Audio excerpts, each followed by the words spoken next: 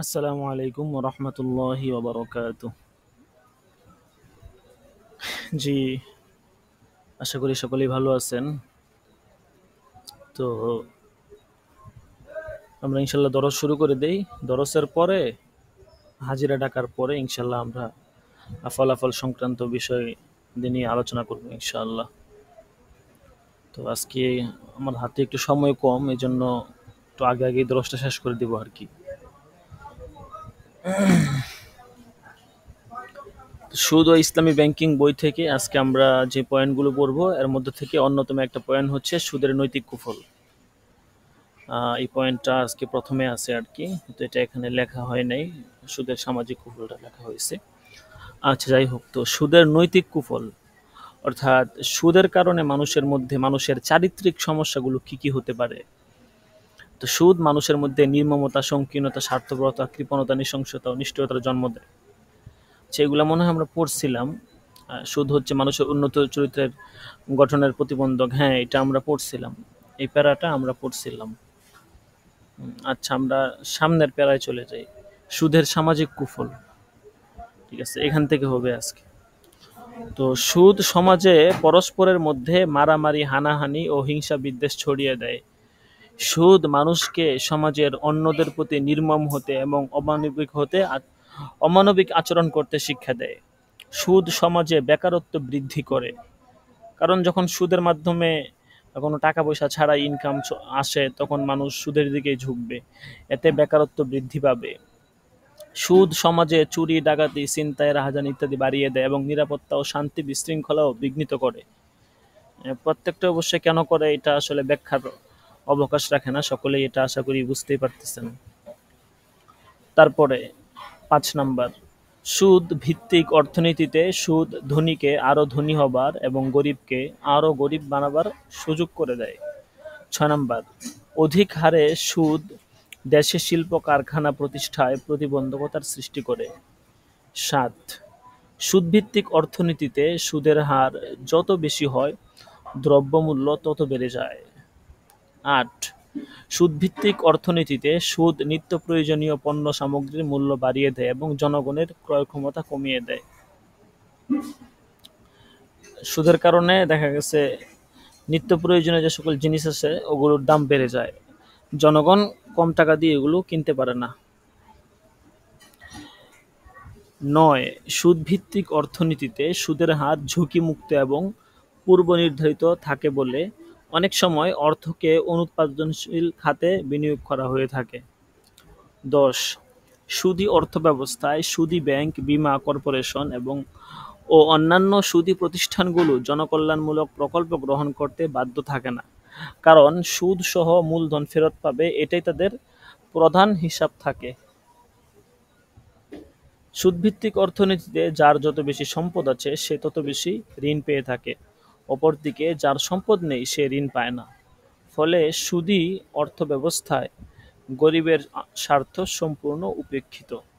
১২, সুদী অর্থব্যবস্থায় সুদী প্রতিষ্ঠানগুলো বেকারদের কর্মসংস্থানের ব্যবস্থা করতে বাধ্য থাকে না, তাদের সেটা উদ্দেশ্য থাকে না, তাদের উদ্দেশ্য থাকে তাদের একটা ঋণ দিবে, ঋণ দিয়ে অতিরিক্ত অর্থ আদায় করাটা হচ্ছে তাদের মেন উদ্দেশ্য থাকে। ১৩, সুদী অর্থব্যবস্থায় সুদ মানুষকে অলস ও অকর্মণ্য বানিয়ে দেয়। বিনা পরিশ্রমে সুদ পাওয়া যায় বলে অনেকে অর্থ ব্যবসায় না কাটিয়ে ব্যাংকে জমা রাখে। ১৪, সুদ মানুষের জ্ঞান, বুদ্ধি ও মেধার বিকাশে বাধা সৃষ্টি করে। ১৫, সুদী অর্থব্যবস্থায় সুদ পুঁজিপতি ও ব্যাংকারদেরকে স্বেচ্ছাচারী আচরণে বাধ্য করে, তারা দেশ ও জাতির স্বার্থের দিকে দৃষ্টি দিতে বাধ্য থাকে না। ১৬, সুদী অর্থব্যবস্থায় শ্রমিক তার ন্যায্য মজুরি থেকে বঞ্চিত থাকে, কারণ একদিকে বিনিয়োগ কম থাকায় শ্রমের চাহিদা কমে যায়, অপরদিকে মালিক পক্ষ সুদের বোঝা বহন করে শ্রমিকের ন্যায্য পারিশ্রমিক দিতে সক্ষম হয় না। ১৭, সুদ কালোবাজারি ও মজুতদারদের উৎসাহিত করে। ১৮, সুদ মুদ্রাস্ফীতি ঘটায় এবং অর্থনৈতিক প্রবৃদ্ধিকে ব্যাহত করে। তো এই ছিল সুদের সামাজিক কুফল। এখন হচ্ছে সুদের রাজনৈতিক কুফল। সুদের কারণে রাজনৈতিক কুফলগুলো কি কি হতে পারে এগুলো নিয়ে ইনশাল্লাহ এখন আলোচনা করা হবে। সুদ দেশের রাজনৈতিক ক্ষমতাকে পুঁজিপতিদের হাতে তুলে দেয় এবং ক্ষমতার এককেন্দ্রিক সৃষ্টি করে। হ্যাঁ, সুদ দেশের রাজনৈতিক অবস্থাকে বিশৃঙ্খল ও অস্থিতিশীল করে তোলে। সুদী রাষ্ট্র ব্যবস্থায় এক শ্রেণীর প্রভাবশালী লোক অর্থলগ্নি প্রতিষ্ঠানগুলো থেকে ব্যক্তিগত সুবিধা ভোগের অধিক সুযোগ পায়। সুদী রাষ্ট্র ব্যবস্থায় সুদ সরকারকে সমাজ কল্যাণমূলক কাজে অর্থ ব্যয়ে উৎসাহিত করে। সুদ সরকারের উপর বৈদেশিক ঋণের বোঝা ক্রমান্বয়ে বাড়িয়ে দেয়। সুদী রাষ্ট্র ব্যবস্থায় জাতীয় গুরুত্বপূর্ণ কাজে সরকারের সুদমুক্ত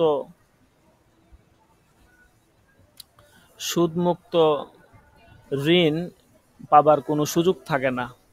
৭ নাম্বার, সুদ জাতিকে পরনির্ভরশীল করে তোলে, কারণ জাতীয় প্রয়োজনে অনেক সময় সরকারকে বিদেশি ঋণ গ্রহণ করতে হয়, কিন্তু দাতা দেশগুলি ঋণ দেওয়ার সময় কতকগুলো শর্ত জুড়ে দেয়, ফলে সরকারকে গৃহীত ঋণের বৃহৎ অংশই অনুৎপাদনশীল খাতে ব্যয় করতে হয়। তারপরে ৮ নাম্বার, সুদী রাষ্ট্র ব্যবস্থায় উন্নত দেশসমূহ দরিদ্র দেশসমূহের রাজনীতিকে নিয়ন্ত্রণ করার এবং আধিপত্য স্থাপন করার সুযোগ পায়। তো এই ছিল সুদের রাজনৈতিক কুফল। এরপর এখানে আরেকটা আলোচনা আনতেছে, পরবর্তী যে আলোচনা সেটা হচ্ছে রিবা বা সুদ খাওয়ার অর্থ আসলে কি। আল্লাহ তাআলা যে কোরআনে বলছেন যে লা তাকুলুর রিবা, তোমরা সুদ খাইও না। এই সুদ খাওয়ার অর্থ আসলে কি? পবিত্র কোরআন ও হাদিসে রিবা, সুদ খাওয়া ও খাওয়ানোকে হারাম অর্থাৎ নিষিদ্ধ ঘোষণা করা হয়েছে। সুদ সম্পর্কে যে আরবি শব্দটি ব্যবহার করা হয়েছে তার অর্থ হচ্ছে খাওয়া, যেমন লা তাকুলুর রিবা, আল্লাযিনা ইয়াকুলুনার রিবা, আকাল রিবা ও মুকিলুহু, এরকম বিভিন্ন ইবারত আছে আর কি হাদিসে কোরআনে। তো বর্তমান যুগে সুদখোর এবং এক শ্রেণীর স্বার্থপর লোক যাদের ইসলাম সম্পর্কে সম্যক জ্ঞান নেই, তারা সুদকে হালাল করার জন্য ব্যর্থ প্রচেষ্টা চালাচ্ছেন। তারা বলেন কুরআনে সুদ খাওয়াকে নিষিদ্ধ করা হয়েছে, কিন্তু সুদের টাকা দিয়ে বাড়িঘর নির্মাণ, আসবাবপত্র ক্রয় এবং অন্যান্য কাজে ব্যবহার করা নিষিদ্ধ নয়। আসলে পবিত্র কুরআন ও হাদিসে সুদ খাওয়ার নিষিদ্ধতা সম্পর্কে যা বলা হয়েছে তার প্রকৃত অর্থ হচ্ছে সর্বপ্রকার ব্যবহার,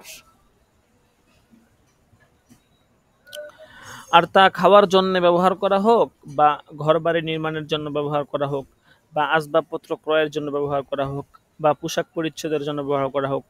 পবিত্র কুরআন ও হাদিসে সুদ ব্যবহার শব্দটি উল্লেখ না করে সুদ খাওয়া শব্দ ব্যবহার করার কারণ হচ্ছে এই যে অন্যায়ভাবে কারো জিনিস ব্যবহার করার পর সে সম্বন্ধে জ্ঞাত হবার পরে তা মালিকের নিকট ফিরিয়ে দেওয়া যায়, কিন্তু কোনো জিনিস খেয়ে ফেলা হলে তা আর ফেরত দেওয়া যায় না। সুদের ব্যাপারটি ঠিক অনুরূপ। সুদের অর্থ ফেরত দেওয়া হবে এ উদ্দেশ্যে কেউই সুদ গ্রহণ করে না, বরং স্থায়ী ভোগ দখলের জন্যই তা গ্রহণ করে। তাই সম্পূর্ণ এবং স্থায়ী ভোগ করার কথা বোঝাতে গিয়ে কুরআন ও হাদিসে খাওয়া আকালা শব্দটি উল্লেখ করা হয়েছে। এটি ভাষার একটি সাধারণ বাক পদ্ধতি। সুতরাং সুদ খাওয়া অর্থাৎ সুদের সর্বপ্রকার ব্যবহার তথা আসবাবপত্র ক্রয়, ঘরবাড়ি নির্মাণ, পোশাক পরিচ্ছদ ক্রয়, সুদ দেওয়া নেওয়া, সুদের সাক্ষ্য দেওয়া, সুদের দলিল লেখা, সরল সুদ, চক্রবৃদ্ধি সুদ, বাণিজ্যিক সুদ এবং সর্বপ্রকার সুদী লেনদেন ইসলামে সম্পূর্ণরূপে হারাম। কেউ যদি সুদের নাম পরিবর্তন করে সুদকে অন্য কোনো নামে আখ্যায়িত করে তাহলেও সুদ হালাল হবে না, বরং হারামই। হারামকে হারামই মানতে হবে, এটা ইমানের দাবি। এরপরে আমাদের আজকে এখানকার পড়ার সর্বশেষ যে অধ্যায়টা ছিল আর কি, আজকে অল্প একটু পড়ানোর ইচ্ছা আছে কি, এই জন্য অল্প একটু পড়া দেওয়া হয়েছে যে চক্রবৃদ্ধি হারে রিবা বা সুদ গ্রহণ না করার তাৎপর্য। চক্রবৃদ্ধি হারে অর্থাৎ সময়ের যত বেশি যাবে সুদ তত বেশি বৃদ্ধি পাবে। তো বলতেছে চক্রবৃদ্ধি হারে রিবা বা সুদ গ্রহণ না করার তাৎপর্য কি? আইয়ামে জাহিলিয়াতে আরবে রিবা সুদ গ্রহণের বিভিন্ন রীতি প্রচলিত ছিল। তাফসিরে মারিফুল কুরআনে মুজাহিদের রওয়ায়াতে ক্রমে আরবে সুদ গ্রহণের একটি অন্যতম সাধারণ নীতি সম্পর্কে উল্লেখ আছে। জাহিলি যুগে আরবে একটি নির্দিষ্ট মেয়াদের জন্য সুদের উপর বাকি দেওয়া হতো। মেয়াদ শেষে দেনাদার যদি দেনা পরিশোধ করতে অক্ষম হতো তবে সুদের পরিমাণ বাড়িয়ে দেওয়ার শর্তে তাকে আরও সময় দেওয়া হতো। এমনিভাবে দ্বিতীয় মেয়াদেও যদি দেনা পরিশোধ করতে অক্ষম হতো তাহলে সুদের পরিমাণ আরও বাড়িয়ে দেওয়া হতো। এভাবে চক্রবৃদ্ধি হারে তথা দ্বিগুণ, তিনগুণ, চারগুণ হারে সুদ আদায় করা হতো। সুদ আদায় করে আরবের এক শ্রেণী সুদখোর অর্থের পাহাড় গড়ে তুলছিল, অন্যদিকে দরিদ্র লোকেরা অনাহারে অর্ধাহারে দিনাতিপাত করত। রাসূলুল্লাহ সাল্লাল্লাহু আলাইহি ওয়াসাল্লাম মদিনা হিজরত করার পর তথায় এ ধরনের সুদের লেনদেন দেখতে পান। সুদখোরদের এই ঘৃণ্য মানসিকতাকে পরিহার করার জন্য এবং মুসলমানদের সতর্ক করার জন্য পবিত্র কোরআনে সূরা আলে ইমরানের 130 নম্বর আয়াতে বলা হয়েছে, ইয়া আইয়ুহাল্লাযীনা আমানু লা তাকুলুর রিবা আদআফাম মুদাআফা। তো চক্রবৃদ্ধি হারে আসলে সুদ কেন খাইতে নিষেধ করা হয়েছে, এটা তাৎপর্য কি, এই সম্পর্কে মূলত এখানে আলোচনা আর কি। ওয়াত্তাকুল্লাহ লাআল্লাকুম তুফলিহুন। হে বিশ্বাসীগণ, তোমরা চক্রবৃদ্ধি হারে সুদ গ্রহণ করো না, বক্ষণ করো না, আল্লাহকে ভয় করো যেন তোমরা সুফল প্রাপ্ত হও। উপরোক্ত আয়াতের অর্থ এই নয় যে চক্রবৃদ্ধি সুদ হারাম আর সরল সুদ হালাল। পূর্বেই উল্লেখ করা হয়েছে যে সর্বপ্রকারের সুদেই হারাম, চাই সেটা সাধারণ সুদ হোক বা চক্রবৃদ্ধি সুদ। সূরা বাকারা ও সূরা নিসায় সর্বপ্রকারের সুদকেই হারাম ঘোষণা করা হয়েছে। আর সূরা আলী ইমরান 130 নম্বর আয়াতে তৎকালীন আরবে চক্রবৃদ্ধি অর্থাৎ কয়েক গুণ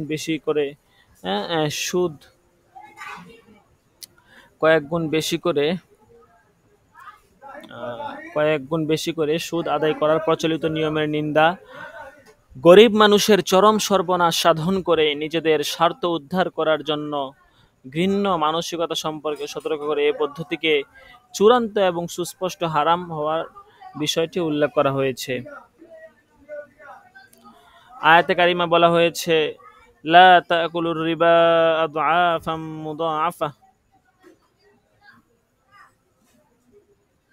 অর্থাৎ কয়েক গুণ বর্ধিত বা চক্রবৃদ্ধি হারে তোমরা কি করো না, সুদ খাবে না। এর দ্বারা স্বল্প সুদ বৈধ ঘোষণা করে না, কারণ সূরা বাকারার 278 নম্বর আয়াতের মাধ্যমে উচ্চ কিংবা নিম্ন হারের সমস্ত রিবার পদত্যাগ দাবি করা হয়েছে। অন্যদিকে চক্রবৃদ্ধি সুদে ঋণদান ও গ্রহণের যে রীতি তৎকালীন আরবে প্রচলিত ছিল তার প্রতি ইঙ্গিত উক্ত আয়াতে রয়েছে, কিন্তু তাতে তৎকালীন সুদের বৈধতা ও অবৈধতার আইনগত পরিমাণ নির্ধারণ উদ্দেশ্য নয়। উদাহরণস্বরূপ পবিত্র কোরআনে বলা হয়েছে, লা তাশতারি বিআয়াতি সামানান কলিলা, আমার আয়াতকে তোমরা স্বল্প মূল্যে কি করো না, বিক্রয় করো না। কথাটির অর্থ এই নয় যে সামানান কাসিরত অর্থাৎ তোমরা উচ্চ মূল্যে বিক্রয় করো বা উচ্চ মূল্যে বিক্রয় করা বৈধ হবে, সেটা এমন না। ঠিক আছে, তো এর মানে চক্রবৃদ্ধি হারে সুদ খাওয়া নিষেধ, তার মানে এই নয় যে চক্রবৃদ্ধি হার ছাড়া নর্মাল হারে মনে হয় সুদ খাওয়া যায় আছে, সাধারণ সুদ মনে হয় যায়, বিষয়টা আসলে এরকম না। ঠিক আছে, তো এই আর কি, এই বিষয়টাকে একটু স্পষ্ট করলো এখানে। যাই হোক, তো আজকে এ পর্যন্তই ইনশাল্লাহ। আপনার শুধু ইসলামী ব্যাংকিং এ পর্যন্তই হবে। ওদের নেশাব কিন্তু অনেকটা বাকি, মাত্র আমরা 79 নম্বর পৃষ্ঠাতে 90 পৃষ্ঠার কাছাকাছি আসছি, প্রায় 273 পৃষ্ঠায় কিতাব, তো আমাদের অনেক বেশি করে পড়তে হবে। তো আজকে যেহেতু ইনশাল্লাহ রেজাল্ট দেওয়া হচ্ছে এই জন্য আর কি একটু কমায় পড়ানো হচ্ছে। দ্বিতীয় সাময়িক পরীক্ষার আগে অবশ্যই এটা শেষ হয়ে যাবে ইনশাল্লাহ। আচ্ছা, তারপরে ফতোয়া উসমানী ছিল আর কি, ফতোয়া উসমানী দ্বিতীয় খণ্ডটা এখানে আমার এখানে এত নাই, যে কিতাব পরিচিতি ছিল এখানে। আচ্ছা, কিতাব পরিচিতি আমরা একটু পড়ি। হ্যাঁ, কিতাব পরিচিতি পড়ার পরে আমরা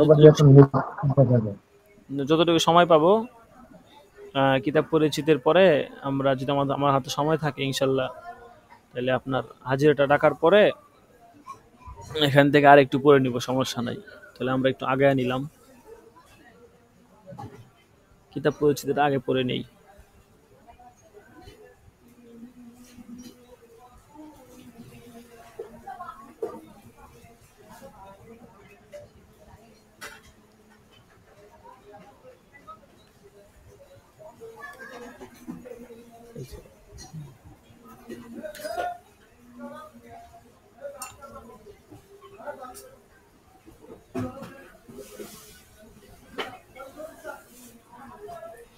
আচ্ছা, এখানে দেখেন কিতাব পরিচিতি হচ্ছে আপনার 300 কত পৃষ্ঠা আছে এটা?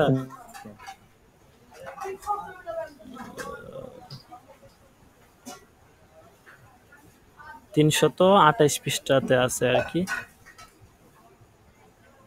আজকে আমাদের একটা কিতাব মানে আল ফাতওয়া নাজম এখানে পর্যন্ত হয়েছিল আর কি, এরপর থেকে হবে। তো দেখেন এখানে কি বলতেছে। আজকে যে কিতাবটা হবে সেটা হচ্ছে হামিদুল আসরি ফি নাজমি তানভীরিল আবসার, এই কিতাবের নাম। তো এই কিতাবটা লেখক হচ্ছেন মুহাম্মদ মুনিব ইবনে মাহমুদ ইবনে মুস্তাফা জাফরি।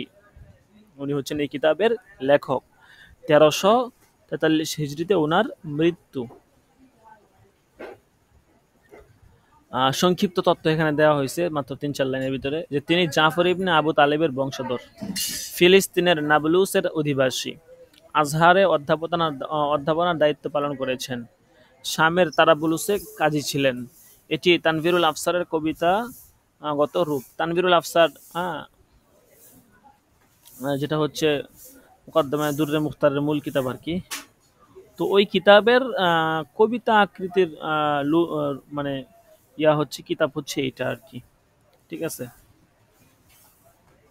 আচ্ছা, এরপরে আমাদের এখান থেকে নতুন আলোচনা শুরু হয়েছে। এতক্ষণ তো মতন নিয়ে আলোচনা করতেছিল, মতনের কোন কিতাব কোন মতন কেমন। তো এখন যেটা নিয়ে আলোচনা করবে সেটা হচ্ছে মানে সরাহ এবং ব্যাখ্যা গ্রন্থ, মতন না। এতক্ষণ কিন্তু মতনে আলোচনা গেছে, এখন আর মতন নিয়ে আলোচনা করবে না, সরাহ এবং ব্যাখ্যা গ্রন্থ নিয়ে। দেখেন কি বলে, যে যেসব কিতাবের মধ্যে অন্য কোনো কিতাবের ব্যাখ্যা বিশ্লেষণ, অস্পষ্টতা দূরীকরণ, সহজ বোধগম্যকরণ সম্পাদনা করা হয় সেগুলোকে সরাহ বলা হয়। এ ধরনের কিতাবের মধ্যে আইম্মায়ে কেরামের বিভিন্ন মত ও বক্তব্য তুলনামূলক বিশ্লেষণ করা হয়। অধিকাংশ ব্যাখ্যাকারদের নীতি হলো বিস্তৃত ও সুদীর্ঘ আলোচনা করা, বিশেষ করে মতবিরোধপূর্ণ মাসাইলের ক্ষেত্রে সুপরিসরে আলোচনা করা ব্যাখ্যাকারদের স্বভাবসুলভ নীতি। এ ধরনের কিতাবসমূহ গ্রহণযোগ্যতার দিক থেকে মতনের পরবর্তী স্তরে এ ধরনের কিতাবের গ্রহণযোগ্যতা। এর মধ্যে থেকে আজকে আমরা 2টা কিতাব সম্পর্কে জানবো। প্রথম কিতাবটা হচ্ছে শরহ মুখতাসার তহাবি লিল জাসসাস। আবু বকর আহমদ ইবনে আলী আল রাজি আল জাসসাস আল হানাফি, উনি হচ্ছেন এই কিতাবের লেখক। 705 থেকে 770 আর কি উনি জীবিত ছিলেন। 705 ওনার জন্ম, 770 ওনার মৃত্যু। তো উনি হচ্ছেন আপনার টিকা লিখছে যে শায়েখ সায়েদ বাগদাস ও অন্যান্য উলামা 1431 হিজরি সন মোতাবেক 2010 খ্রিস্টাব্দে দারুল বাশাইরিল ইসলামিয়া ও দারুস সিরাজ প্রকাশন হতে 8 ভলিউমে কিতাবটি প্রকাশিত। আবু বকর জাসসাস হানাফি মাযহাবের একজন প্রসিদ্ধ ফকি এবং মুস্তাহিদ ছিলেন। যৌবনের শুরুতে বাগদাদে গমন করেন এবং সেখানে তিনি শিক্ষাদীক্ষায় নিয়োজিত থাকেন। ওনার আরও রচনা আছে শরহে জামি সগীর, শরহে মুখতাসার তহাবি, আহকামুল কুরআন, আল ফুসুল ফি উসুলে জাসসাস, যেটা উসুলে জাসসাস নামে পরিচিত। তো এই কিতাব এটা হচ্ছে মুখতাসার তহাবির ব্যাখ্যা গ্রন্থ। লেখক এর ভূমিকাতে উল্লেখ করেন, কয়েকজন ভাই আমার নিকট মুখতাসার তহাবির ব্যাখ্যা লেখার জন্য আবেদন করেন। তাদের আবেদনে সাড়া দেওয়ার উদ্দেশ্যে আল্লাহ তাআলার নৈকট্য আশায় আমি এই কিতাবটি সংকলন করেছি। এরপরে এই কিতাবের উপস্থাপনা সম্পর্কে কিছু বলবে। এই কিতাবের মধ্যে অনেক মতবিরোধপূর্ণ মাসআলা ও অসংখ্য ফুরু রয়েছে। এগুলো সঠিকভাবে অনুধাবন করতে পারলে ইজতিহাদের পথ সুগম হয়ে যাবে। এই কিতাবের মধ্যে তিনি কখনো সরাসরি মুখতাসার তহাবির উদ্ধৃতি পূর্ণাঙ্গ উল্লেখ করেছেন, আবার কখনো নিজ থেকে সংক্ষিপ্ত বর্ণনা করেছেন। সাধারণত মতনের শুরুতে ক্বালা আবু জাফর এবং সরাহের শুরুতে ক্বালা আবু বকর এবং ক্বালা আহমদ অথবা এই ধরনের কোনো কথা উল্লেখ করেছেন। দলিলের ক্ষেত্রে তিনি কুরআন, সুন্নাহ, সাহাবায়ে কেরাম ও তাবেঈনদের বক্তব্য, ইজমা, কিয়াস ইত্যাদি দ্বারা দলিল পেশ করেছেন। ইখতিলাফ বর্ণনার ক্ষেত্রে ইমাম আজম ও সাহেবাইনের মধ্যকার ইখতিলাফ উল্লেখ করেছেন এবং আবু হানিফার মতের সপক্ষে দলিল দিয়েছেন ও অগ্রগণ্য মতামতকে স্পষ্ট করে দিয়েছেন। কিতাবের মান ও বৈশিষ্ট্য। ইমাম তহাবি ও ইমাম জাসসাস রহমতুল্লাহ আলাইহি মর্যাদা সম্পর্কে যে অবগত, তার নিকটে এই কিতাবের মান অস্পষ্ট নয়। ওনার নাম আমরা অনেক শুনছি ছাত্র জমানায়ও। আমির কাতেব এতকানি বলেন, আজ পর্যন্ত এই ধরনের কিতাব রচিত হয়নি। মুখের কথা চাক্ষুষ দেখা নয়, কিয়ামত পর্যন্ত এমন কিতাব রচিত হতে পারে না। এই কিতাব সম্পর্কে উনি একটা কথা বলছেন। আচ্ছা, যাই হোক, তারপরে আরেকটা কিতাব আমরা পড়বো আজকে, আরেকটা কিতাব পরিচিতি ইনশাল্লাহ, এরপরে শেষ করে দিব। সেটা হচ্ছে শরহে জামুস সাগীর ইল বাজদাবি। এর লেখক হচ্ছেন আবুল হাসান ফখরুল ইসলাম আলী ইবনে মুহাম্মদ ইবনে হুসাইন ইবনে আব্দুল করিম ইবনে মুসা ইবনে ঈসা ইবনে মুজাহিদ বাজদাবি রহমতুল্লাহ আলাই। উনি বাজদাবি রহমতুল্লাহ আলাই ফুকাহে আহনাফের মধ্যে একজন প্রসিদ্ধ ফকিহ, মুহাদ্দিস, মুফাসসির ও উসুলবিদ ছিলেন। তিনি সমরকন্দের অধিবাসী ছিলেন, সেখানেই তাকে দাফন করা হয়েছে। ওনার আরো অনেকগুলো কিতাব আছে, আল মাফসুদ, শরহুল জামিল কবির, কাশফুল আস্তার, এরকম অনেকগুলো কিতাবই আছে। বাজদাবি রহমতুল্লাহ আলাইহি এই কিতাবের মধ্যে তার মৌলিক নীতিমালা প্রসঙ্গে যেমন বিশদ আলোচনা করেছেন, তেমনি সংশ্লিষ্ট অসংখ্য ফুরুয়াত জমা করেছেন। এর মাধ্যমে প্রাথমিক স্তর ও উচ্চ স্তরে সকলে উপকৃত হতে পারে। আচ্ছা, এরপরে কিতাবের উপস্থাপনা প্রসঙ্গে কিছু বলবে। কিতাবের উপস্থাপনা কেমন, যে বাজদাবি রহমতুল্লাহ আলাইহি এই কিতাবের মধ্যে ইমাম আবু হানিফা, আবু ইউসুফ, ইমাম মুহাম্মদ ও কখনো ইমাম জুফার রহমতুল্লাহ আলাইহির মতানৈক্য উল্লেখ করেছেন। সেই সঙ্গে অনেক মাসাইলের ক্ষেত্রে ইমাম শাফি এর মত তুলে ধরেছেন।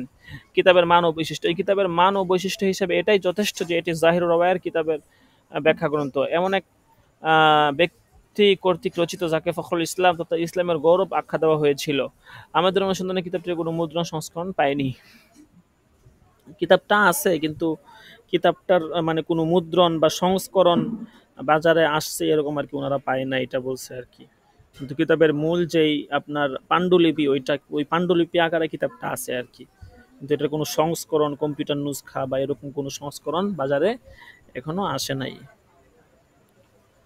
আচ্ছা, যাই হোক, তো আমার সময় একদম কমে গেছে, একটু ব্যস্ততা আছে, অনেক কাজের মধ্যে গেছে রেজাল্ট নিয়ে।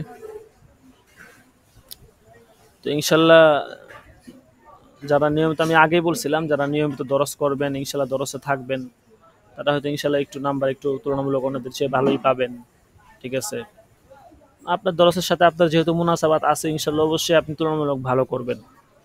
ঠিক আছে, আর দরসের সাথে মুনাসাবাত যত কম থাকবে, রেজাল্ট খারাপ হওয়াটা তত স্বাভাবিক। তারপরেও এই পরীক্ষা তো আর ফাইনাল পরীক্ষা না। আমরা তো গত বছর দেখা গেছে প্রথম এবং দ্বিতীয় সাময়িক পরীক্ষার গড় নাম্বার বার্ষিক পরীক্ষা যুক্ত করে দিয়েছিলাম। আমাদের যে সনদের ছিল, সনদের ভিতরে আপনার ওখানে নিচে দুইটা অপশন ছিল মার্কশিটের ভিতরে, ওখানে আরবিতে লেখা ছিল যে প্রথম সাময়িক পরীক্ষার গড়, দ্বিতীয় সাময়িক পরীক্ষার গড়, এটা যোগ করে আমরা নাম্বার দিছিলাম। তো এই বছর ছাত্র আমাদের আলহামদুলিল্লাহ একটু বেশি, তো কিন্তু অনেকে অবহেলাও বেশি হয়ে গেছে আর কি। অনেক বলার পরেও দেখা গেছে অনেকেই লিখিত পরীক্ষা দেয় নাই, মৌখিক দিছে, যার কারণে আমরা অনেকটা ওইদিকে লক্ষ্য করে অন্তত এই পরীক্ষার ক্ষেত্রে এই উসুলটার ক্ষেত্রে একটু শিথিল করেছি আর কি, যে প্রথম পরীক্ষার যে নম্বরটা এটা আমরা ইয়াতে আনবো না। ঠিক আছে, কিন্তু দ্বিতীয় সাময়িক পরীক্ষাটা অবশ্যই আমরা ঘরে ইয়াতে উল্লেখ করব। এটা উল্লেখ করলে কি হয় জানেন, সেটা হচ্ছে অনেক আপনার ওটা তো হচ্ছে আসলে এভাবে দেখা গেছে হয়তো বাহ্যিক দৃষ্টিতে মনে হয় যে এটার দরকার কি, এটার অবশ্যই দরকার আছে। কারণ আপনি প্রথম এবং দ্বিতীয় সাময়িক পরীক্ষাটা আসলে এটা নাম্বারটা কেমন হয়েছে আপনার, ওইটাও কিন্তু একটা বড় একটা বিষয়। বা দেখা গেছে আজ পর্যন্ত আমরা যতগুলো কোর্স এভাবে করেছি, কোথাও কোনো জায়গায় কোনো একজন ছাত্র ইনশাল্লাহ আলহামদুলিল্লাহ আল্লাহ তাআলার শুকরিয়া, কেউ তারা ঠেকে নাই কোথাও গিয়া যে কোথাও বিপদে পড়ছে বা এরকম এরকম ইতিহাসে আমার নজিরে পর্যন্ত আজকে হয় নাই। তো যাই হোক, এই জন্য প্রত্যেকটা কাজের একটা সিস্টেম আছে। আমরা যেভাবেই হোক, আমরা যদি সিস্টেম এবং রুলসটা ফলো করে কাজ করি, তাইলে কাজটা তার আপন জায়গাতে ঠিক থাকে। আর যেই কাজেই হোক না কেন, আপনি যদি রুলস ফলো না করেন, নিজের মতো করে করেন, বা মনে করেন যে এই সিস্টেমে আমি করি, সমস্যা কি? না, এই সিস্টেমে করলে সমস্যা আছে। আমার আপনার মাথায় হয়তো ধরবে না, অনেক কাজ আছে দেখা গেছে আমার আপনার মাথায় ধরে না, আমরা ভাবি যে হয়তো অন্য সিস্টেমে করলে সমস্যা কি। কিন্তু প্রকৃতপক্ষে যদি আমরা রুলসগুলো ফলো না করি তাহলে আসলে সমস্যা। যাই হোক, পরীক্ষা সংক্রান্ত কিছু নিজাম, কিছু নিয়ম আমি গ্রুপে পোস্ট আকারে দিয়ে দিব, এখানে লিখছি। তো এগুলো তো ইনশাল্লাহ দিয়ে দিব। তারপরে পরীক্ষার ফলাফল ইনশাল্লাহ আপনারা পেয়ে যাবেন আজকেই। পরীক্ষা সংক্রান্ত মানে প্রথম সাময়িক পরীক্ষার ফলাফলের ব্যাপারে কিছু কথা আপনার ওই 2টা পেজের মধ্যে আছে আর কি। ইনশাল্লাহ ওগুলো সকলেই একদম মনোযোগ দিয়ে পড়ে নেবেন। আরও বেশ কিছু কথা বলার ছিল, কিন্তু দলস্থ তো সবাই থাকে না, যার কারণে আর কি ওরকমভাবে বলতে চাইতেছি না। তো সমস্যা নাই, ওগুলো ইনশাল্লাহ সময় হলে বলে দিব লিখিত আকারে। তো আপাতত পরীক্ষা সংক্রান্ত কিছু বিষয় বলা হয়েছে। এখানে দেখেন, এখানে আপনাদের পরীক্ষা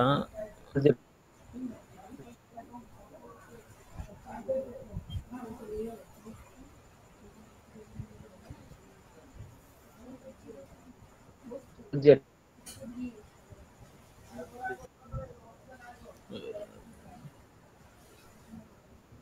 হ্যালো।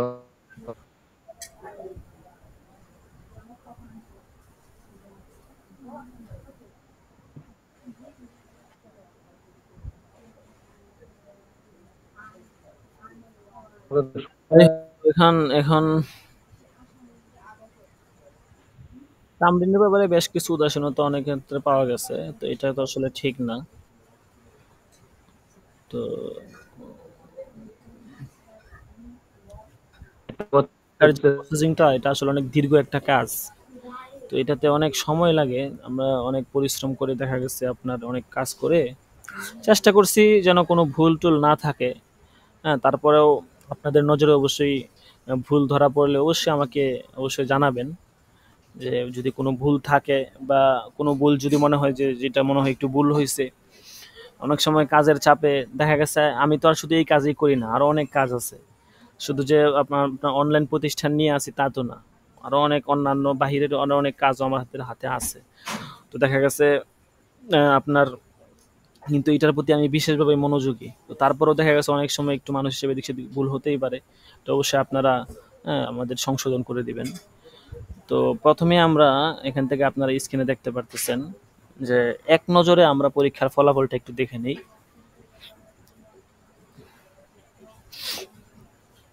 এখানে একটা বিষয় অবশ্যই ছুটে গেছে, 1 2 3 যারা হয়েছে তাদের নামটা কি লিখতে পারি নাই, পৃষ্ঠায় শেষ হয়ে গেছে, আবার তাড়াহুড়া করে করছি। যাই হোক, সমস্যা নেই, ওনাদের নাম আছে। তো এক নজরে প্রথম সেমিস্টার পরীক্ষার ফলাফল আমাদের মোট দাখিলাপ্রাপ্ত আমাদের শিক্ষার্থী এবছর আলহামদুলিল্লাহ প্রায় 56 জন। মানে আমাদের প্রায় 56 জন শিক্ষার্থী এবছর দাখিলা নিয়েছেন। তো দাখিলা নিলেই তো আর হয় না, দেখা গেছে তকদিরে তো থাকা লাগে পড়ালেখা করার। তো বছর শেষ পর্যন্ত দেখা গেছে আপনার 3 ভাগের 1 ভাগও টিকে না। কারণ অবশ্যই আমরা যদি ওই সিস্টেম করতাম, যেমন আমি এখন এখানে নাম ধরে দেখা গেছে 5 7 জন এরকম বলতে পারবো, আপনাদের সাথী ভাই আছে এরকম, এখানে নাম বললে অনেকে চিনে ফেলবেন। 5 7 জন তো এরকম কনফার্মলি আছে যে, এবং দেখা গেছে তাদের যদি আমরা একটু শিথিল করি, হ্যাঁ, দেখা গেছে তাদের উদ্দেশ্য হচ্ছে জাস্ট শুধু বেতনটা দিয়ে সার্টিফিকেট নিয়ে। আমি বলছি এরকম কোনো সিস্টেম নাই, আমরা এরকম করি না। ঠিক আছে, এটা আমাদের সম্ভব নয় আমাদের পক্ষে। এটা স্পষ্ট ভাষায় আমরা বলে দিচ্ছি যে এটা আবার কোন ধরনের নিয়ম। একটা হচ্ছে যে উজুর, বা দেখা গেছে দরস অনেক সময় করা যায় নাই বা অনেক সময় ছুটে গেছে, এটা এক বিষয়। আরেকটা হচ্ছে আমি একদম আমার মনের মধ্যেই এই নিয়ত যে আমি দরসই করব না। দুইটার মধ্যে কিন্তু পার্থক্য আছে। তো এটা একটু ছাড় দেওয়া যায় যে না, আমার দরস করার ইচ্ছা আছে, তো মাঝে মধ্যে দেখা গেছে হুজুর দরসটা ছুটে গেছে বা করতে পারি না, এবার ব্যস্ত ছিলাম, ইনশাল্লাহ ইউটিউব থেকে দেখে নিব, এই একটা বিষয়।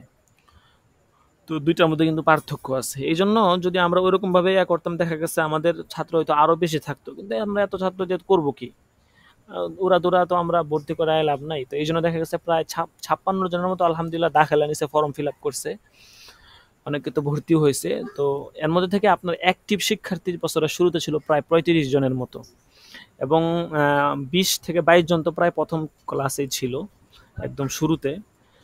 তো সেখান থেকে অ্যাক্টিভ শিক্ষার্থীর মধ্যে থেকে আবার কমতে কমতে একদম মোট পরীক্ষার্থী হিসাবে এখন দেখলাম এই পরীক্ষায় আপনার 25 জন আপনারা পাবেন সিটের মধ্যে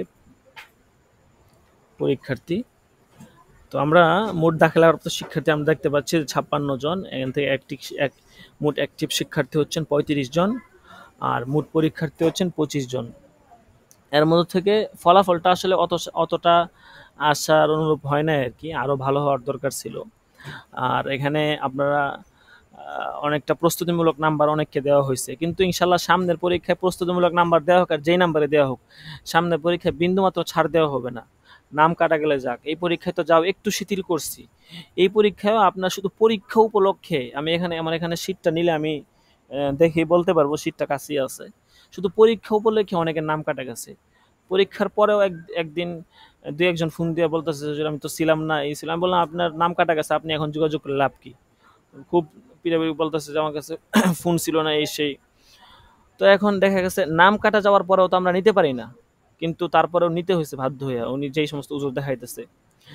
তো এই পরীক্ষা তো যাক কিছুটা, আমার কথা হচ্ছে যে আপনি এটা বিষয়টা এখন বুঝতে পারবেন না। এটা হচ্ছে এভাবে যদি আমরা একটু কড়াকড়ি করি তাহলে এটা আপনার জন্যই ভালো, ঠিক আছে?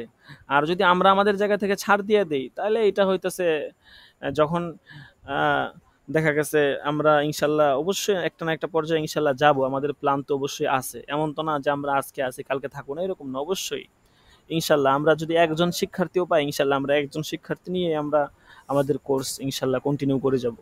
আর তাখাসুসাতগুলো নিয়ে আমাদের ইনশাল্লাহ কাজ করার পরিকল্পনা প্রথমে, তাখাসুসাতগুলো নিয়ে, যেমন ইফতা আলহামদুলিল্লাহ 3 বছর তো রানিং চলতেছে, শেষের দিকে 4র্থ বছর ইফতা এবং তাফসির প্রথম বেস, এটা খোলার ইচ্ছা আছে ইনশাল্লাহ, এই নিয়ে কাজ চলতেছে। এরপরে আপনার উলুমুল হাদিস, উপরে যে তাখাসুসাতগুলো আছে এগুলো নিয়ে ইনশাল্লাহ কাজ করার পরিকল্পনা আছে। তারপরে হচ্ছে এবং বিশদভাবে ইনশাল্লাহ আলহামদুলিল্লাহ তালা দোয়া করেন সকলেই একটু খাসভাবে, যেন আল্লাহ তালা সহজ করে দেয় বিষয়গুলো। তো যাই হোক, যেটা বলতেছিলাম যে এই পরীক্ষায় এই পরীক্ষা উপলক্ষে অনেকের নাম কাটা গেছে। তো ইনশাল্লাহ সামনে পরীক্ষা দেখা গেছে হ্যাঁ আরও অনেকের নাম কাটা যাবে। তো আসলে ওই আগ্রহটা থাকা লাগে আর কি, আর না হলে একজন মানুষ ধরেন, এটা তো কমন সেন্সের একটা বিষয়, আপনি পরীক্ষাও দিবেন না, কিছুই দিবেন না, আমরা আপনাকে নাম্বার দেবো কোত্থেকে? অবশ্যই আপনাকে পরীক্ষা দিতে হবে। আপনার উজুর থাকলে সেটা ভিন্ন কথা। যেমন ধরেন আমাদের পরীক্ষার সময়টাতে আপনি হইতেছেন এক জায়গার শিক্ষক, ওখানে আপনি ব্যস্ততার মধ্যে আছেন, ওখানে আপনার সময়ই নাই। তা ব্যাস এটা মানার মতো একটা উজুর যে হ্যাঁ আপনি পারতেছেন না, ব্যাস আপনি পরবর্তী সপ্তাহে পরীক্ষা দেন। গত বছর এরকম এক দুজনের হয়েছে, তো আমরা এটা মানছি, কিন্তু তারা অ্যাক্টিভ ছাত্র ছিল। তো এই জন্য এই বিষয়গুলো সকলের অবশ্যই জানা দরকার। ক্লাসে সকলেই নাই, মাত্র 8-10 জন ক্লাসে আছেন, সকলেই ক্লাসে থাকলে বিস্তারিত বললে, আলোচনা করলে সকলেই বিষয়গুলো গুরুত্বের সাথে নিত। যাই হোক, তারপর এই জন্য আমি কিছু বিষয় লিখে দিছি আর কি, ইনশাল্লাহ সামনে মুনাসাব মনে করলে আরও কিছু লিখে দেওয়া হবে। তো আপনার মোট পরীক্ষার্থী ছিল 25 জন, এর মধ্যে থেকে মোট আপনার মুমতাজ হয়েছেন মাত্র 4 জন। হ্যাঁ, কিছু করার নাই, যারা লিখিত পরীক্ষা দিচ্ছেন এবং মোটামুটি ভালোভাবে লেখছেন ওদের মধ্যে থেকে 4 জন মুমতাজ হয়েছেন। আর জাইদ জিদ্দানো হয়েছেন মাত্র 3 জন। হ্যাঁ, ঠিক আছে। আর জাইদ হয়েছেন মোট 15 জন। জাইদের যে নাম্বারটা আপনারা দেখতেছেন এটা কিন্তু আপনার ধরেন 80% নাম্বারই হচ্ছে প্রস্তুতিমূলক নাম্বার। আর বাকি মুমতাজ এবং জাহিদ জিদান যারা আছেন এদেরকে একদম কিতাব অনুসারে নাম্বার দেওয়া হয়েছে, এবং কিতাবের যেই তাদের যেই তারা যেরকম লেখছেন ওই লেখা অনুযায়ী নাম্বারটা তারা পাইছেন। জাহিদের নাম্বারটাই হচ্ছে আপনার অনেকটা প্রস্তুতিমূলক নাম্বার আর কি, মৌখিক পরীক্ষার নাম্বার এবং প্রস্তুতিমূলক নাম্বার। এই সম্পর্কে একটা নোটিশ এবং এটার একটা নীতিমালা, একটা কিছু কথা আপনাদের ওই গ্রুপে দেওয়া হবে ইনশাল্লাহ, ওটা সকলে মনোযোগ দিয়ে পড়বেন, তাহলে আশা করি বিষয়গুলো বুঝতে পারবেন।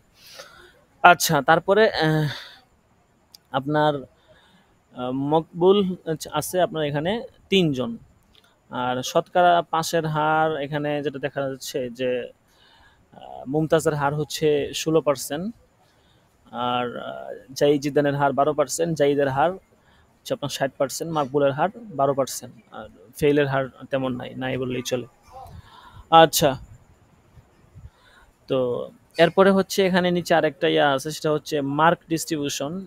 পরীক্ষার মার্কটা আসলে কিভাবে বন্টন হয়েছে এই বিষয়টা আর কি এখানে দেওয়া আছে, যে মার্ক ডিস্ট্রিবিউশন।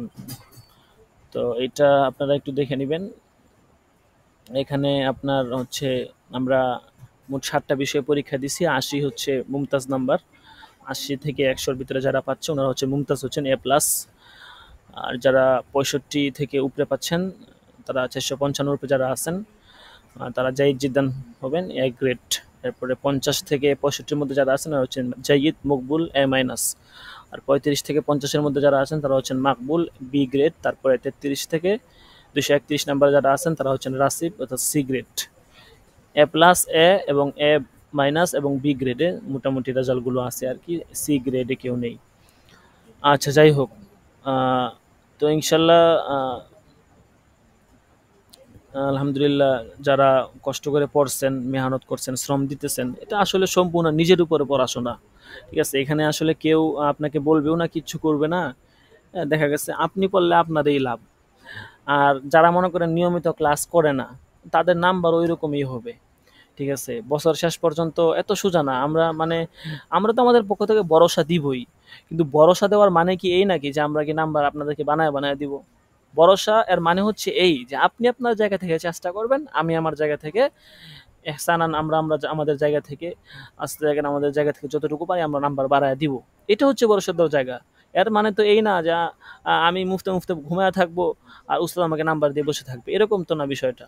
এরকম আমরা করতে পারবো না, আমাদের দরকারও নাই এরকম করার। এরকম করলে তো আমরা মানে অন্য কিছু অন্য পন্থা অবলম্বন করতে পারি, ওইটা তো আমাদের দরকার নাই, ওটা আমরা করবো না। তো এই জন্য এত সহজ না বিষয়টা। বার্ষিক পরীক্ষায় দেখবেন যে যারা ওইরকম ইয়া করে তাদের নাম্বার অনেক কম হবে, দেখবেন যে জাইদ মাকবুলে পড়ে গেছে আর কি তারা। তো বার্ষিক পরীক্ষা এত কষ্ট করে সারা বছর পড়ালেখা যদি মুমতাজ না হওয়া যায়, সেটা কিন্তু অনেক খারাপ বিষয়। জাইদ জিদানি কিন্তু অনেক ইয়া বিষয়। সকলেই চেষ্টা করতে হবে যে আমি যেন মুমতাজ হতে পারি। আচ্ছা, যাই হোক। তো আমরা হাজিরাটা দেখে নেই, তারপরে ইনশাল্লাহ যারা ১ ২ ৩ হয়েছেন তাদের নামগুলো ইনশাল্লাহ ঘোষণা করে দিব।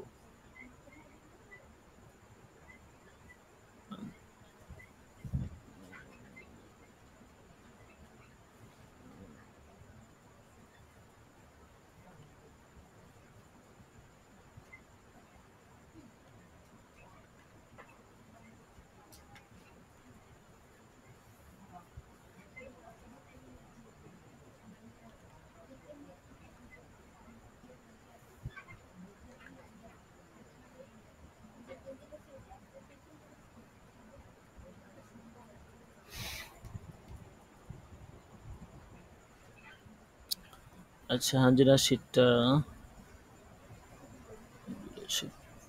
কোথায় আপনার? এখানে তো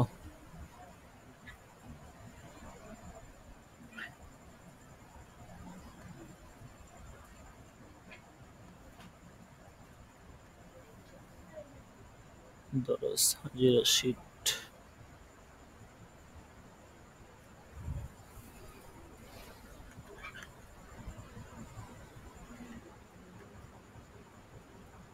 মানে কম্পিউটারে অনেক বেশি ফাইল, বুঝতে পারছেন? মানে প্রচুর পরিমাণে ফাইল, যার কারণে মানে কোন ফাইল কোথায় থাকে এটা খুঁজে বের করে আমার পক্ষে কষ্টকর হয়ে যায়, প্রচুর ফাইল। ১০ হাজিরা শীট নেই তো। হ্যাঁ, পাইছি।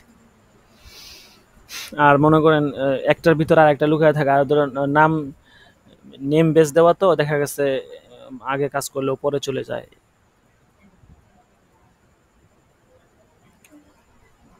কোনটা আসলো?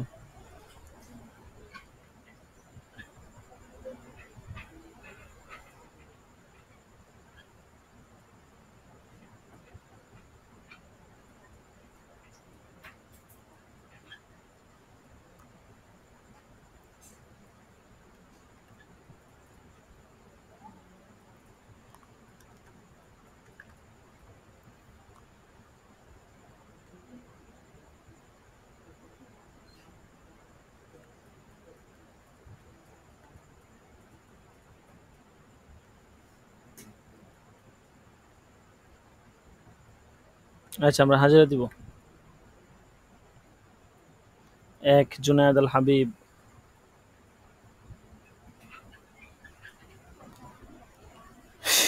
তিন রাকিবুল হাসান। লাব্বাইক। রাকিবুল হাসান। নয় মোহাম্মদ ইউসুফ।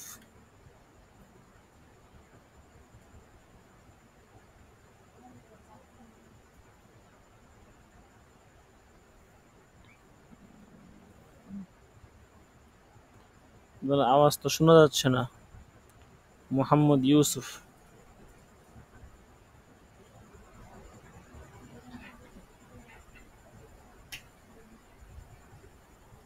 তারপরে হচ্ছে 14 আরমান হোসেন। 15 আব্দুল আহাদ। 20 সাইদুল ইসলাম। 22 জাহিদুল ইসলাম। 23 মাহফুজ বিন কাসেম।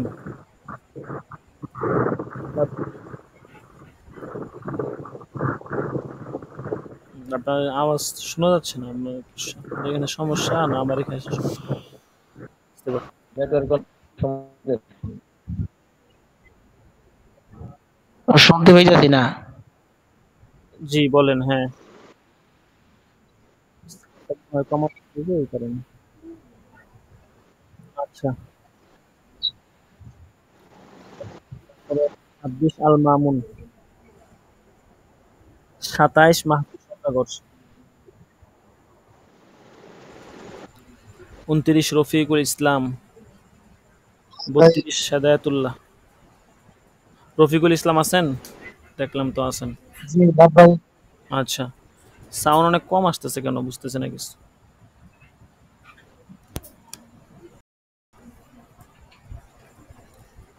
32 হেদায়েতুল্লাহ। শোনা যায় না একটু। সাত। জি, আমার আওয়াজ কি শুনতে পাচ্ছেন না আপনারা? আপনার কত আসছে? ঠিক আছে। কেটে কেটে আসে। আচ্ছা, আবার আমাকে বলবেন না কেটে কেটে আসে। আমি এতক্ষণ ধরে বকবক করলাম যদি কেটে কেটে আসে। এমনি তো আপনার ইয়াতে স্পষ্টই শোনা যায়।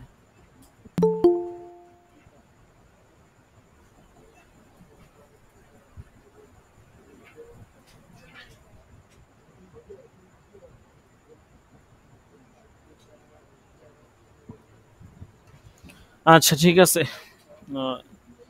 রেকর্ড যে হয় রেকর্ডে ওটা স্পষ্টই শোনা যায়, তেমন কেটে কেটে আসে না। তারপরেও আপনার সমস্যা হলে আমাকে বলবেন যে শোনা যাচ্ছে না। আচ্ছা, 32 হেদায়েতুল্লাহ। 32 হেদায়েতুল্লাহ। আমি হাজিরা ডেকে নিই, তারপর যারা দিতে পারেন না পরে দিবেন। 32 হেদায়েতুল্লাহ। 37 আল আমিন তুষার। 38 রায়হান মাহমুদ। 39 সুহাইল আহমদ। 40 মুস্তাকিম বিল্লাহ। 40 মুস্তাকিম বিল্লাহ। 42 গুলাম কিবরিয়া। 43 ইসমাইল হুসেন। 47 কাউসার আহমদ। 52 একরাম আল হাসান। ওরা কই?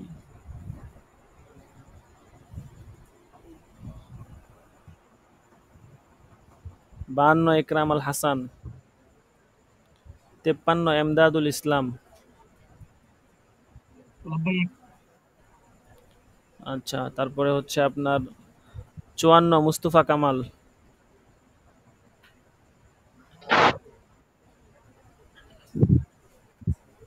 20 মুস্তফা নম্বর কামাল। দিয়া নাজরা।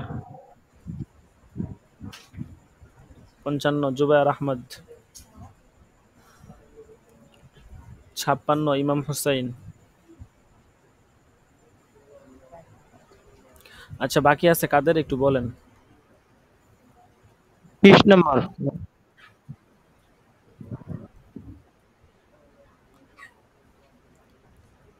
আমি শুনতে পাইনি, আবার একটু কষ্ট করে বললে ভালো হয়। 20 নম্বর সাইদুল ইসলাম। কত নাম্বার বলেন? 20 নাম্বার সাইদুল ইসলাম। জি। 20 সাইদুল ইসলাম। তারপরে আর কেউ আছেন?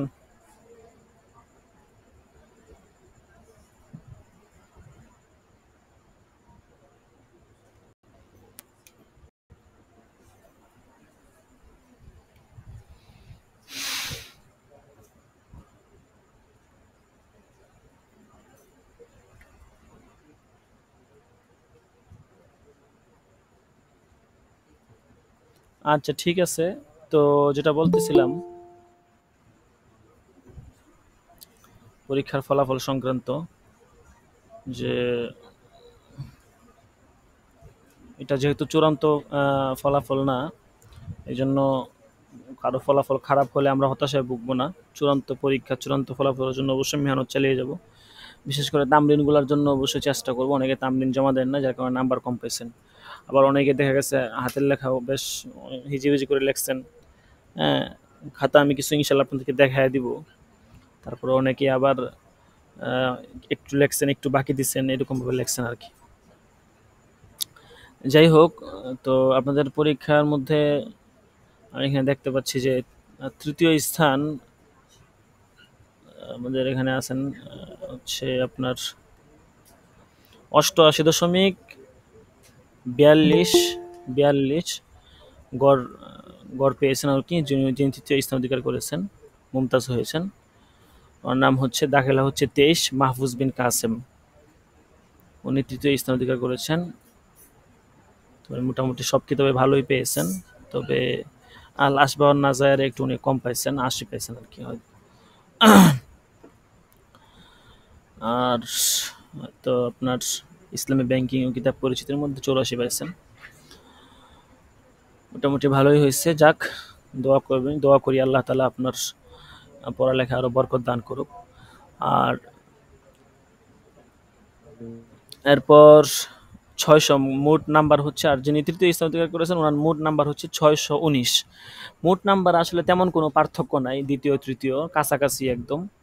আর গড়ের মধ্যেও কোনো পার্থক্য নাই, ওই আপনার 2-3 নাম্বারে পার্থক্য আর কি।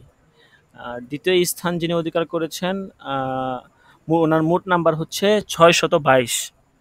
ওনার মোট নাম্বার হচ্ছেন, যিনি দ্বিতীয় স্থান অধিকার করেছেন, 622। ওনার গড় হচ্ছে 88.85। ওনার গড় 88.85। ওনার দাখিলা হচ্ছে 53। এমদাদুল ইসলাম। উনি মাসাল্লাহ সব কিতাবেই ভালো পেয়েছেন, হাতের লেখাও দেখলাম মাসাল্লাহ খুব সুন্দর। উনি দ্বিতীয় স্থান অধিকার করেছেন, 622 নাম্বার পেয়েছেন। ওনার গড় হচ্ছে 88.85। দ্বিতীয় স্থান এবং তৃতীয় স্থান গড় কিন্তু আপনার কাছাকাছি। এবং মোট নাম্বার দ্বিতীয় স্থানের হচ্ছে আপনার 622, আর তৃতীয় স্থান হচ্ছে 619, মাত্র 3 নাম্বারের ব্যবধান আর কি। লেখা মাসাল্লাহ খুব ভালো, প্রত্যেকে খুব ভালোই লেখছেন। একটু এদিক সেদিক হয়েছে আর কি, এর জন্য মন খারাপের কোনো কারণ নেই। আর প্রথম স্থান যিনি অধিকার করেছেন ওনার গড় নাম্বার হচ্ছে 95। উনি মাসাল্লাহ খুব সুন্দর লেখছেন। প্রত্যেকটা কিতাবেই মাসাল্লাহ খুব, আমি নাম্বার তারপরেও কমায় দিচ্ছি, তারপরেও দেখছি যে অনেক নাম্বার পেয়ে গেছেন। সামনে থেকে আরও সুন্দর করে ইনশাল্লাহ লেখার চেষ্টা করবেন, এই সুন্দর ধারাবাহিকতা যেন অবশ্যই অব্যাহত থাকে। ওনার গড় নাম্বার হচ্ছে 95.42। দেখেন ওনার যারা দ্বিতীয় তৃতীয় হয়েছেন ওনাদের চেয়ে ওনার গড় নাম্বারটা কিন্তু মোটামুটি ভালোই পার্থক্যের মধ্যে আছে আর কি। তো এটা আমি একটু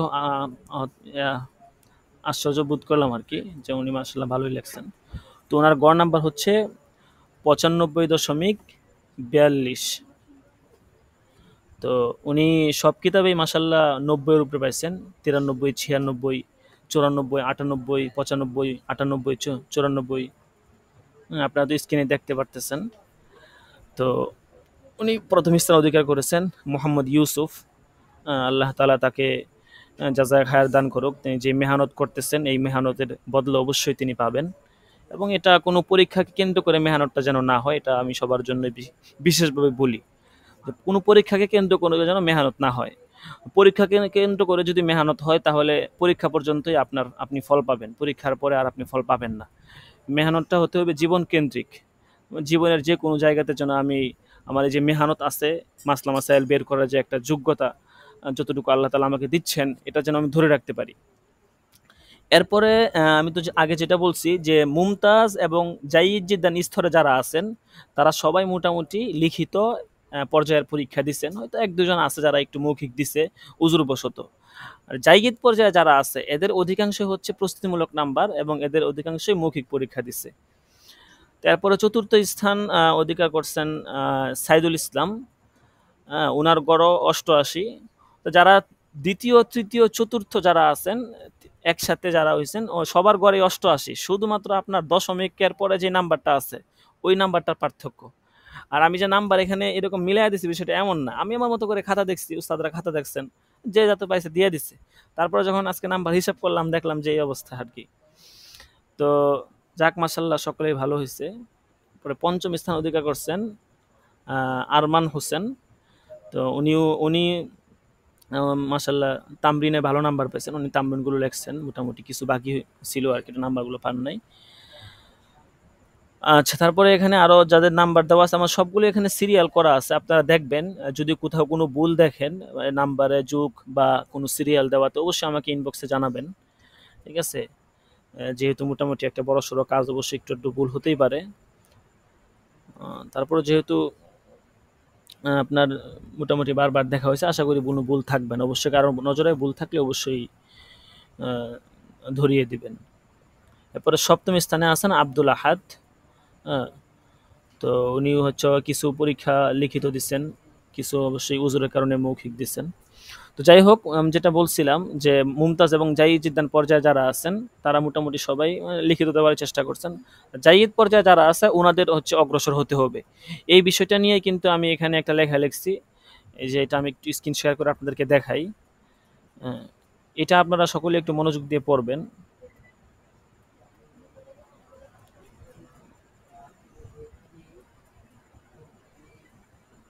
প্রথম সাময়িক পরীক্ষা সংক্রান্ত কিছু এলান। এই এলানটা সকলেই গ্রুপে দিয়ে দেওয়া হবে, সকলেই মনোযোগ দিয়ে পড়ে নেবেন। ঠিক আছে? এখানে বেশ কিছু কথা লেখা আছে। তো প্রত্যেককে নাম্বার কিভাবে দেওয়া হয়েছে এবং কার নাম্বারে কোথায় কমতি থাকলে এটা আসলে কোত্থেকে আসছে সবগুলো বিষয় এখানে স্পষ্ট করে বলা হয়েছে। সকলে এটা আপনারা খুব ভালো করেই পড়ে নেবেন। ভাবছিলাম যে 10টার মধ্যে শেষ করে দেব, 10:30 বেজে গেছে। আচ্ছা, যাই হোক, তো আশা করি ইনশাল্লাহ সামনে আরও ভালো করে পড়ালেখা করবেন। বিশেষ করে তামরিনটা হচ্ছে এফতার মধ্যে মেন, আর তামরিনের মধ্যেই সকলের দুর্বলতা দেখা যাচ্ছে। তামরিনটা আপনারা আসলে অনেক অবহেলার দৃষ্টিতে দেখতেছেন, অথচ তামরিনটাই কিন্তু এফতার মধ্যে মেন। সামনের জীবনটাতে আপনি দেখেন, আপনি কোন কিতাব পড়ছেন, কোন কিতাব পড়েন নাই, কি পড়ছেন না পড়ছেন, এগুলো মানুষ আপনাকে জিজ্ঞেস করবে না। আপনার কাছে আসবে, জানে যে আপনি ইফতার পড়ছেন, আপনার কাছে এসে একটা মাসলা জিজ্ঞেস করবে। তো ফতোয়া প্রদানের সবচেয়ে সহজ এবং আপনার নিরাপদ উপায় হচ্ছে লিখিত আকারে আপনি মাসলা তার কাছ থেকে নেবেন এবং লিখিত আকারে উত্তর দিবেন। বিশেষ করে তালাকের মাসআলার ক্ষেত্রে তো এটা হচ্ছে হারাম। মুখে আপনাকে বললো, তারপর আপনি মুখে উত্তর দিলেন, এটা হচ্ছে হারাম পর্যায়ের, এটা আপনি করতে পারবেন না। অবশ্যই সে আপনাকে লিখিত দিবে, আপনি তাকে মৌখিক দিবেন। তো যাই হোক, এই তামরিনটার প্রতি সকলে একটু বিশেষভাবে গুরুত্ব দেই। আপনি প্রয়োজনে আপনি কিতাব একটু কম মোতালা করেন, তারপরে তামরিনটার প্রতি সময় দেন, কারণ তামরিনটাই মেন। যে যত পরিমাণে তামরিন করতে পারবেন আপনার মাসলা মাসাইল তত হল হবে। ঠিক আছে? কারণ আপনার তখন একটা যোগ্যতা হয়ে যাবে যে একটা মাসলা কিভাবে বের করতে হবে, কোন আঙ্গিকে আপনি মাসলাটা বের করবেন, এটা একটা আপনার সামগ্রিক একটা যোগ্যতা হবে। তামরিন নিয়ে দেখা যাচ্ছে অনেক অবহেলা। তো এই জন্য সামনের পরীক্ষা কিন্তু এরকম বিশেষ কিছু কয়েকটা বিষয় আমি এখানে তুলে ধরছি, এগুলোতে কোনো ছাড় দেওয়া হবে না। সকলে একটু ওই বিষয়গুলোতে বিশেষভাবে মনোযোগী হব। যাই হোক, যদি কারো কোনো প্রশ্ন থাকে ইনশাল্লাহ করতে পারেন। ইনশাল্লাহ আগামী শনিবার দরস হবে, আর নাহলে ইনশাল্লাহ আমরা দরসটা এখানেই সমাপ্ত করে দিব। আর ফলাফলটা আমি গ্রুপে এখনই দিয়ে দিচ্ছি। যদি কারো ব্যক্তিগতভাবে ফলাফল লাগে, প্রত্যয়নপত্র ফলাফল, তাহলে ইনশাল্লাহ আমাকে বলবেন, পাঠায় দেওয়ার চেষ্টা করব। জি, আমার যে যে আমার শুধু আপনার ওইগুলো কি তাসনিফ করে আবার আমাকে দেখানো হবে? আপনার কথাটা আসলে আমি মানে আমার পুরোপুরি বুঝতেছি না। বুঝতে পারছেন? মানে আমার এখানে সমস্যা না কিসের সমস্যা? যদি বলেছি আবার একটু আমরা বলতেন তামরিন কষ্ট গুলো করে। আপনার কাছে জমা দিয়েছি না কিছুগুলো? জি, বলেন তো আবার। আমরা আমরা তামরিন আমরা তামরিন লিখে ছবি তুলে আপনার কাছে জমা, সেই তামরিন তামরিনগুলোর কথা কি করে আবার বলতেছেন? তামরিনগুলো? আচ্ছা, আমি তামরিনগুলোর কথাই মনে হয় বলতেছেন। আচ্ছা, আমি তামরিনগুলোর কথা যদি তাহলে একটু শুনেন, আমি আপনাকে বলি। তামরিনগুলো হচ্ছে 2টা সিস্টেম। একটা হচ্ছে আমাদের এখান থেকে গত বছর আমরা কিছু করছিলাম। মানে আপনি তামরিন লিখবেন, লেখার পরে আপনি এটা কম্পিউটারে বা আপনি একদম লিখিত আকারে তামরিন একদম ফতোয়া আকারে আপনি করবেন, দলিল সহ লিখবেন। তারপরে আপনি যদি পারেন 10টা 15টা 20টা করে তামরিন আমাদের এখানে পাঠিয়ে দিবেন। আমাদের এখানে দারুল ইফতা থেকে একদম সরাসরি আমরা এখানে স্বাক্ষর সিল দিয়ে আবার আপনাকে পাঠিয়ে দিব। এটা আপনি বছর শেষে করতে পারবেন না।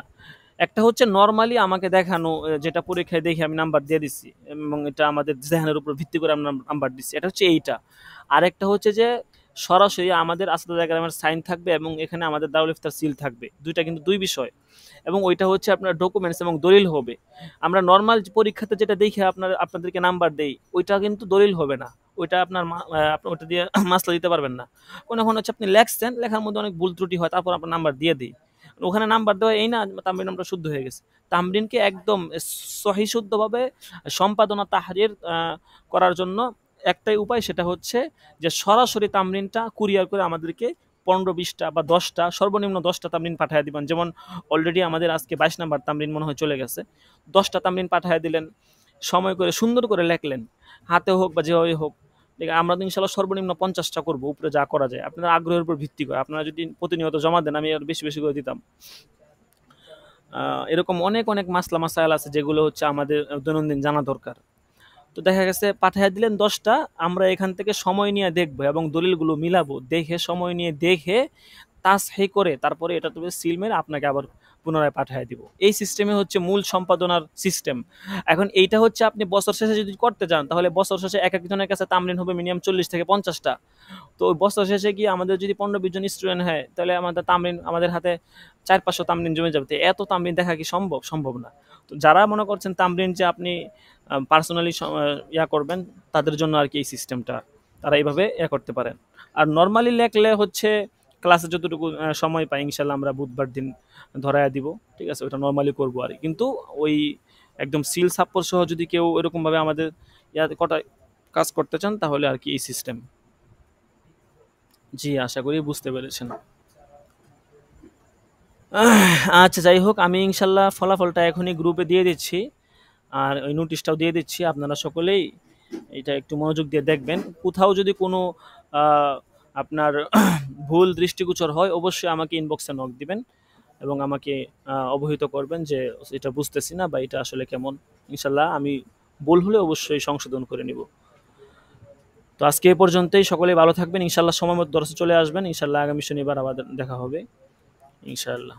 সকলে ভালো থাকবেন। জাযাকুমুল্লাহ। আসসালামু আলাইকুম ওয়া রাহমাতুল্লাহি ওয়া বারাকাতুহু।